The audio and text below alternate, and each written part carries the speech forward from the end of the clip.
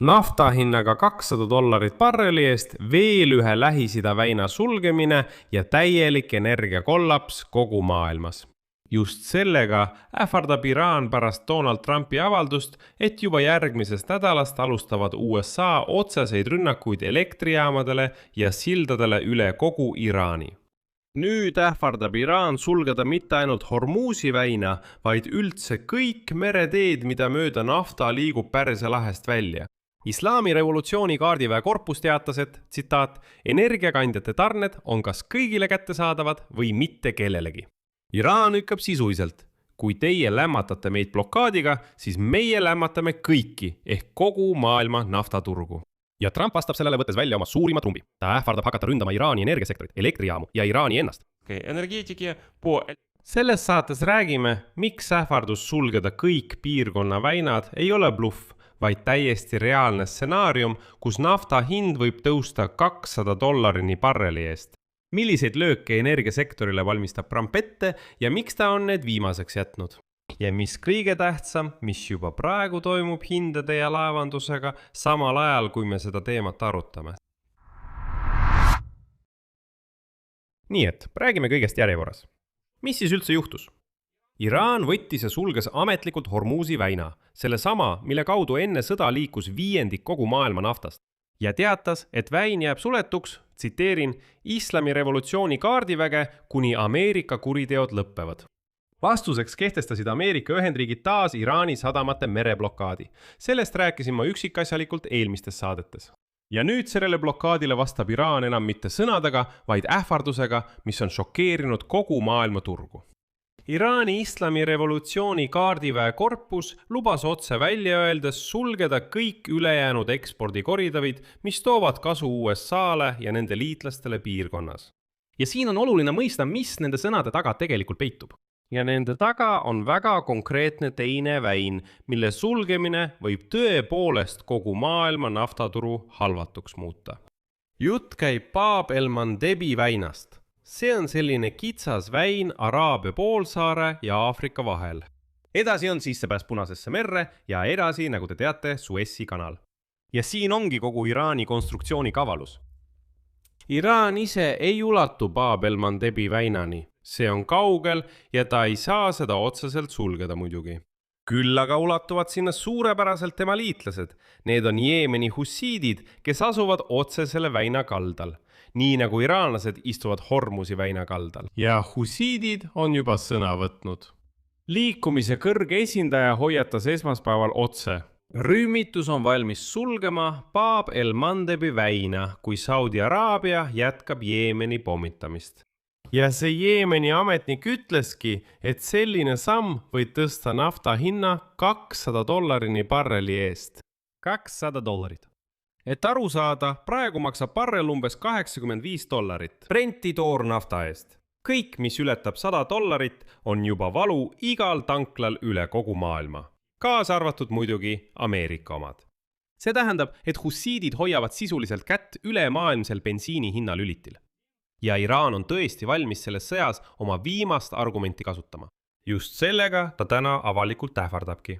Ja siin tulebki mängu see mehhanism, mis muudab kogu olukorrad tõeliselt põrgulikuks. Vaadake, kui ilusasti ja salakavalalt on kõik ühte sõlme seotud. Iraan sulgeb Hormuzi väina ja pool Pärsia lahe naftast jääb seisma.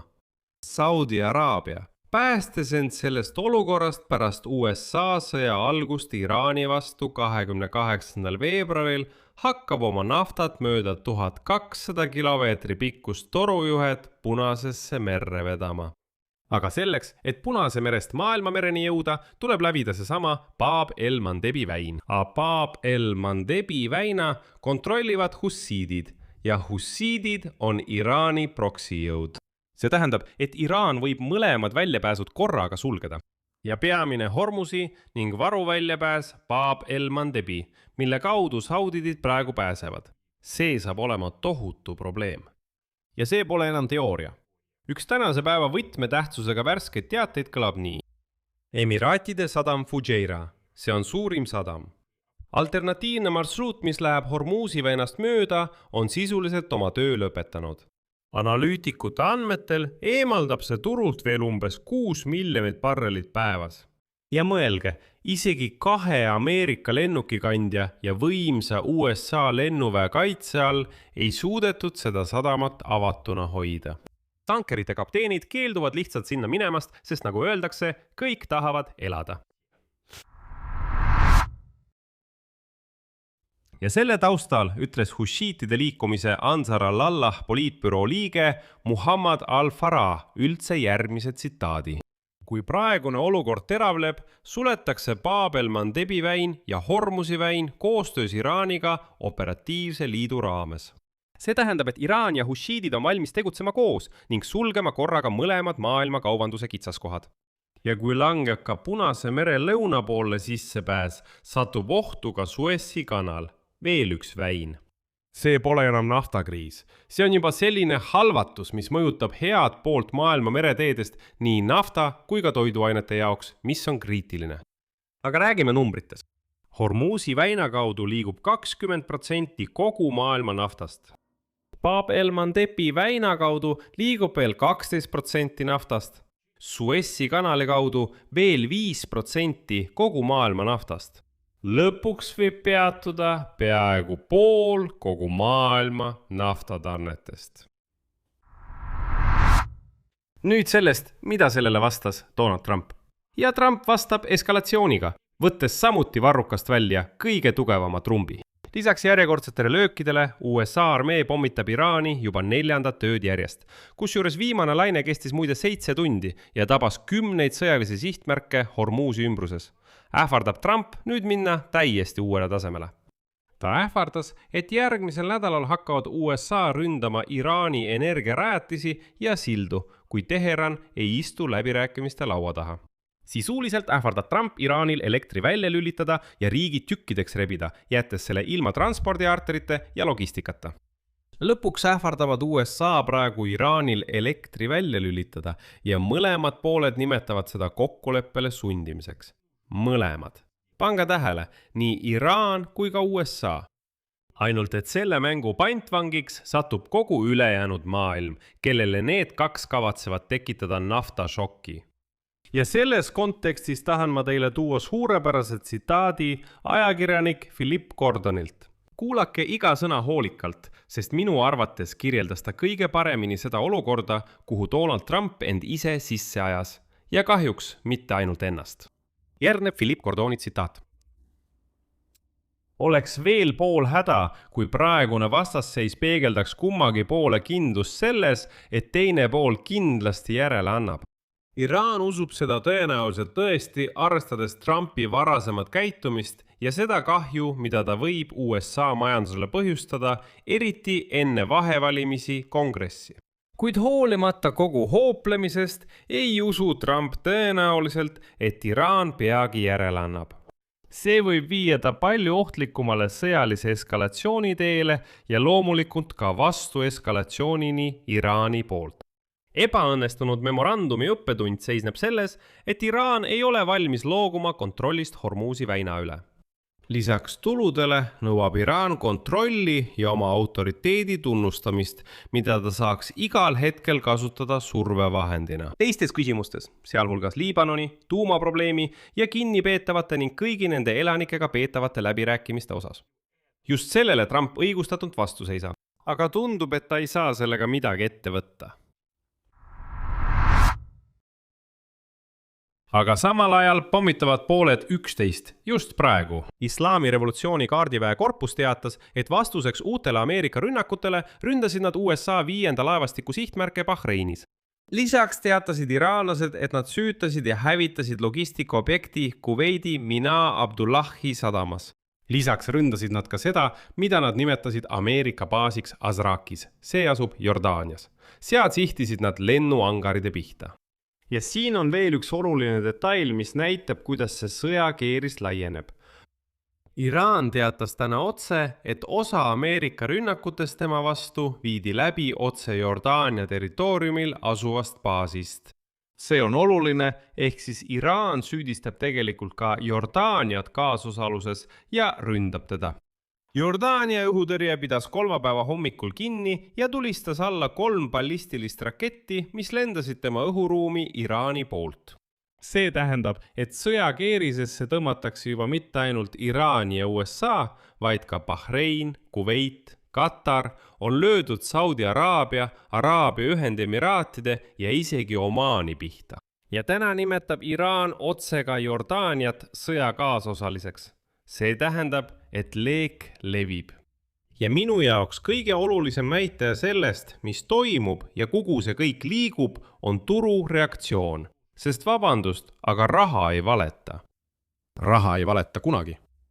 Brenti toornafta hind on viimase 2 päevaga tõusnud 11% võrra. Ja kui arvestada alates pühapäevast, siis on see tõusnud rohkem kui 15%. Teisipäeval tõusis Brenti barreli hind hetkeks koguni $87. Aasta algusest on nafta hind tõusnud juba umbes 40%. Ja miks? Rõhutan, Bab el-Mandebi väin pole ju veel suletud, see on avatud. Ja just tänu sellele saab Saudi Araabia eksportida peaaegu 4,5 miljonit barrelit naftat päevas. Ja siin on iseloomulik hetk, mis suurepäraselt iseloomustab Donald Trumpi kõhklusi selles olukorras. Esmaspäeval kuulutas ta välja oma kuulsa 20% tasu Hormuzi väina läbimise eest. Ma tegin sellest eraldi saate. Kui te selle vahele jätsite, vaadake see kindlasti ära. Seal me selgitasime kõik üksikasjalikult lahti. Nii et kriitika tulva all loobus Trump teisipäeval sellest ideest. Lihtsalt, nagu öeldakse, andis tagasikäigu. Ja teatas, ilma igasuguseid tõendeid või üksikasju esitamata, et selle 20 suuruse lõivu asemel hakkab ta väidetavalt püüdlema mingite investeerimislepingute poole Pärsia lahe riikidega. Siin märgin kohe ära, kas mäletate, et 2025 aastal tegi Trump ringreisi Lähis-Idas. Teate, mida ta siis rääkis? Et ta saavutas edu. Ta oli juba saavutanud mingid superinvesteeringute lepingud triljonite dollarite väärtuses. Mitte miljardid, vaid triljonid. Ja siis äkki möödub aasta ja ta ütleb, kuulge, ma ei hakka nüüd 20 suurust lõivu kehtestama. Hakatakse investeerimislepinguid taotlema. Kurat, aga sa ju juba saavutasid need. Sa ju aasta tagasi, just kui said juba triljonite väärtuses kokkuleppeid. Kus teil monarhiatel nii palju raha on? Aga juba oli ju kokkulepe. Ja teate, mind hämmastab, et inimesed lähevad selle õnge. Nad on sellised, jah. Näed, kuidas Trump kõiki üle mängis. Ta ähvardas kehtestada 20 suurust lõivu ja siis näiteks Saudiidid, Emiraadid ütlesid, ei, kuule, parem investeerime. See oli ju juba olemas. Nagu ütles Kuchma, see oli ju juba olnud. See tähendab, et inimene pöördus sõna otseses mõttes 1 päevaga 180 kraadi ilma ühegi argumendita. Täna ta ähvardab väina vallutada ja võtta läbipääsu eest 20. Homme ta mõtleb ümber. Ja just see kõikuv käitumine ongi ilmselt peamine probleem. Sest kogu turg ei saa aru, mida see inimene üldse tunni aja pärast teeb. Ja just sellest ettearvamatust tekib veelgi suurem paanika. Samal ajal on laevaliiklus Hormuzi väinas lihtsalt seisma jäänud. Ettevõte Kapler andmetel, mis jälgib alati mereliiklust, läbis viimase ööpäeva jooksul Hormuzi väina vaid 2 tankerilaeva. 1 Türgi tankeritest uppus üldse pärast miinile sattumist. See tähendab, et väin, mida Trump täiesti rahulikult nimetab täielikult avatuks, on tegelikult surnud. Keegi ei julge sealt läbi sõita. Nüüd teeme kokkuvõtte ja ausalt öeldes pole see rõõmustav. Maailm on jõudnud väga ohtliku piirini. Iraan, kelle Ameerika blokaad on nurka surunud, otsustas minna babang. Ta on valmis sulgema mitte 1, vaid kohe mõlemad võtmetähtsusega väinad, Hormuzi ja Bab el-Mandebi, ning kukutama maailma naftaturu kõigi jaoks. Loogika on lihtne ja meeleheitlik. Iraanlased ütlevad lihtsalt, kuulge, kui juba upume, siis upume kõik koos, kogu planeediga. Ja Trump vastab sellele, ähvardades Iraanilt elektri ära võtta ja tema sillad pommitada. Ja just see on kogu selle loo juures kõige muret tekitavam. Siin pole, nagu öeldakse, täiskasvanud toas. Pole kedagi, kes ütleks, stopp, peatume nüüd, midagi läheb valesti. On Iraan, kellel pole enam midagi kaotada ja kes veab endaga kaasa hutiidid ja üldse kogu piirkonna. Ja on Donald Trump, kes jõuab ööpäevaga nii väinasid vallutada, 20% maksu kehtestada, siis ümber mõelda, siis elektrijaamadele ähvardada, siis teatada, et ta kogub investeeringuid ja nii edasi. Ja kelle puhul pole üldse võimalik aru saada, kus ta bluffib ja kus on tõsine kavatsus. Nende 2, Iraani ja Trumpi vahel seisavad tankerid, mis kardavad lihtsalt merre minna. ja nende vahel on naftahinnad, mille pärast me kõik kannatame. ja nende vahel seisab ülemaailmse šoki võimalus mitte ainult bensiini, vaid ka toiduainete osas. asi on selles, et nende samade väinade kaudu liigub näiteks ka teravili. siin panen 3 punkti. Kirjutage oma arvamus ja järeldused selle video alla kommentaaridesse. Telli kanal, vajuta kellukesele ja ära unusta meeldi nuppu vajutada. sellega on kõik. Hoolitsege enda eest. kõigile head aega!